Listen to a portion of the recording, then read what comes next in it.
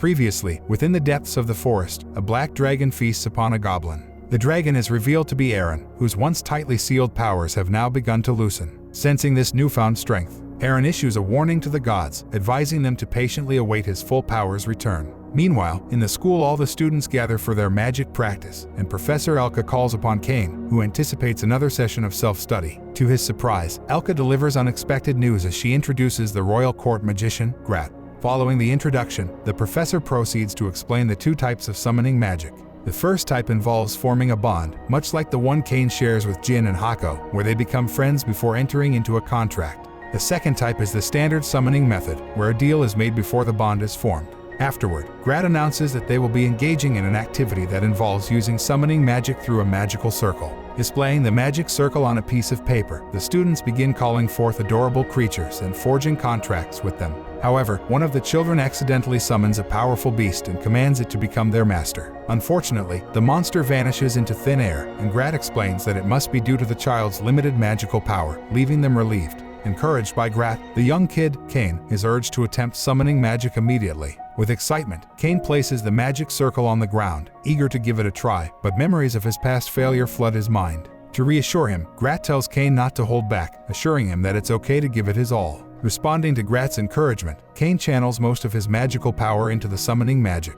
However, a sense of danger begins to overwhelm him, urging him to halt the process. Unfortunately, the summoning spirals out of control. Before Cain can intervene, a terrifying demon materializes above the magic circle. Introducing himself as the Demon King, the demon locks eyes with Cain, instantly blinding his classmates with a blinding light. After the luminosity fades, Cain wonders if the demon is a subordinate of Aaron's. Suddenly, the demon recognizes Cain's status, and without warning, kneels down, begging for his life. Despite his shock, Cain maintains his composure and refuses the demon's offer to destroy humanity, even though the demon is now prepared to serve as his new master. Cain insists that the demon address him by his name once he departs. Grat inquires about the situation, but Cain fabricates a story, claiming that the Demon King left without forming a contract with him. Relieved by Glad's apparent understanding, Cain's relief is short-lived as the next moment, he finds himself face to face with the king, who compels him to explain the true events. Upon learning the real story, King, Eric and Magna are taken aback and filled with surprise. The king, growing increasingly anxious, yells in hysteria, concerned about the potential danger that could befall the kingdom, as a demon king has the power to decimate an entire realm within seconds. Cain apologizes for the situation, but Glad, the king, remains bewildered about how Cain managed to summon such a powerful entity. The king speculates that Cain's extraordinary abilities might be a result of being trained by the first king.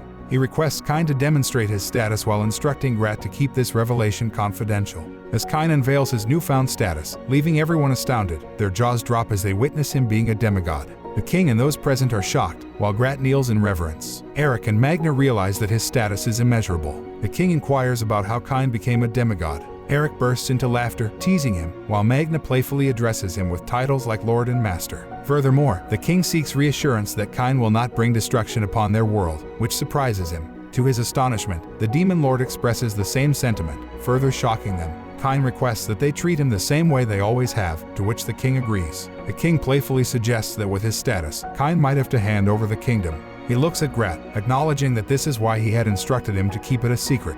Then, suddenly, the king declares that he will soon arrange a meeting where he will grant Cain a city, bestowing upon him the title of Viscount.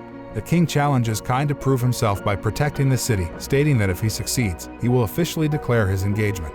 With a stern tone, the king asserts that if Cain cannot defend a single city, it will be impossible for him to safeguard the entire country. As Cain returns home, Sylvia congratulates him and asks which city he will be in charge of, to which Cain replies that it has not been revealed yet. However, their plans to celebrate are interrupted when Koran barges in with troubling news from Cain's brother, Dijin, revealing that monsters are flooding the forest near their homeland. Startled, Cain instantly teleports to the location and finds people evacuating in haste. He makes his way towards his brother and engages in a serious discussion about the dire situation. Dijin reveals that there has been a significant increase in monster attacks over the past 2 months. Furthermore, the adventurers who investigated the matter discovered a surge in ferocious and erratic monsters. Dijin reminds Cain of the historical monster onslaught that occurred several decades ago and draws parallels with the current flooding of monsters. He mentions that the records reflect a similar pattern. However, he emphasizes the lack of concrete evidence, which hinders them from gaining full support from the knights and adventurers. Upon hearing this, Cain volunteers to help.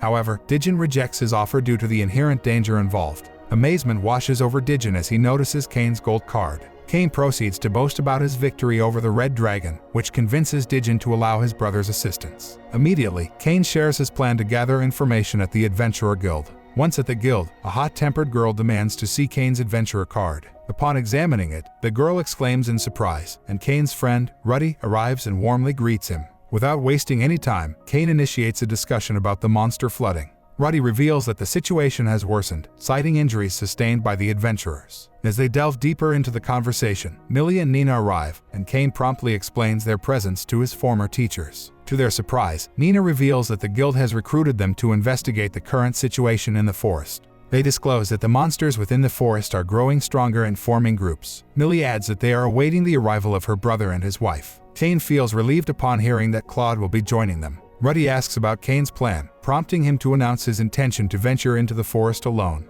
Concerned, Ruddy suggests that someone accompany him. Worried, Millie and Nina also advocate waiting for Claude. Cain replies that he needs to gain a better understanding of the situation. Ruddy expresses his apprehension, highlighting that if something were to happen to Cain while he is alone, the guild may not be fully equipped to handle it, considering Cain's noble status and ownership of land. However, the determined young boy, Cain, asserts his own strength and the support of their teacher. He explains that he is not truly alone. In the depths of the forest, Cain summons Haku and Jin, who excitedly lick his face upon their arrival. After giving the orders, Cain instructs them to explore the depths of the forest. During their search, Cain senses that they are being watched, although he cannot see the observer. In response, he summons Seth, whose initial anger transforms into surprise upon realizing that it is Cain who has called him. Without delay, Cain commands Seth to investigate the area. Immediately, Seth reports the presence of a powerful entity in the forest and reveals the existence of high-level monsters rarely encountered even in his demon country. Concerned about the potential grave danger to the kingdom, Cain asks Seth to gather more detailed information about the situation.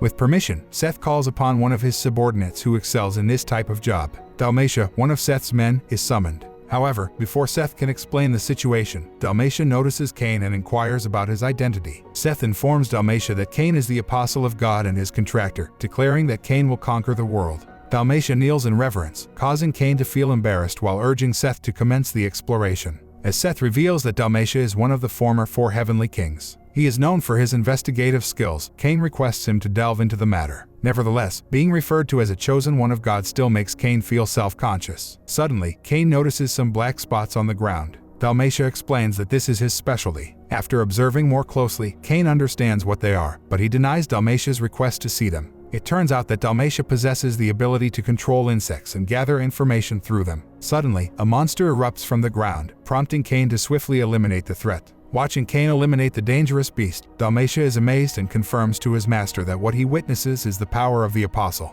Dalmatia is relieved to find out that Cain, Seth, and himself are not enemies, or they would have instantly died. Cain informs Seth and Dalmatia that he will be leaving for a while and asks them to handle things in his absence before teleporting away. In the town, they examine the powerful monster corpses. They are astonished since they have never encountered monsters of such high ranks, with some even being a rank or S rank.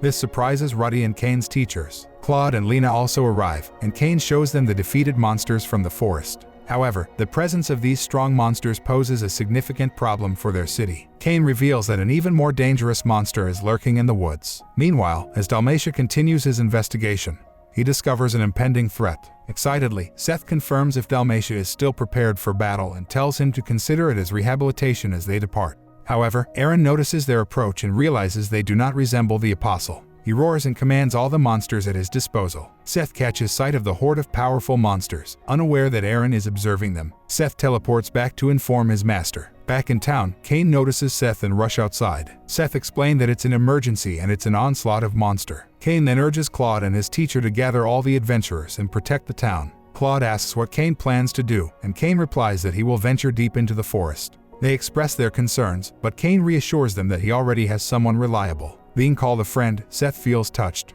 They set off towards the impending battle. However, Tijuana arrives and immediately embraces her fiancé. Cain asks why she is here, and she explains that Margrave Graham requested an emergency chivalric order. Cain asks if she came alone, and she reveals that she hurriedly left and Diam is coming along with other knights. She volunteers to accompany Cain into the forest, but Cain asks her to defend the city and his home instead. Tijuana tingles with excitement and assures them before letting them leave. As they sprint, Seth wonders why they are not using teleportation magic. Cain explains that only a few individuals can use it, and if he were to do so, he would only attract trouble to himself. Cain scolds Seth for using teleportation in public, causing Seth to realize that being a human is more complicated than he thought. Meanwhile, Dalmatia enthusiastically eliminates the monsters, and when Seth and Cain arrive, they unleash continuous infernos to obliterate the remaining threats. Afterward, Cain fixes his gaze in the direction where their archenemy awaits, a look of determination on his face. Aaron, wearing a wicked smile, eagerly anticipates the brutal battle against Cain. Meanwhile, earlier that day, Tijuana approaches Cain and inquires about his companions. They introduce themselves as his friend, his friend's wife, and his tutor. However, when Nina refers to herself as Cain's lover, it leaves everyone present stunned and petrified. This brings an end to our episode. If you enjoyed it, then don't forget to like, share, and subscribe our channel, aniexplainer.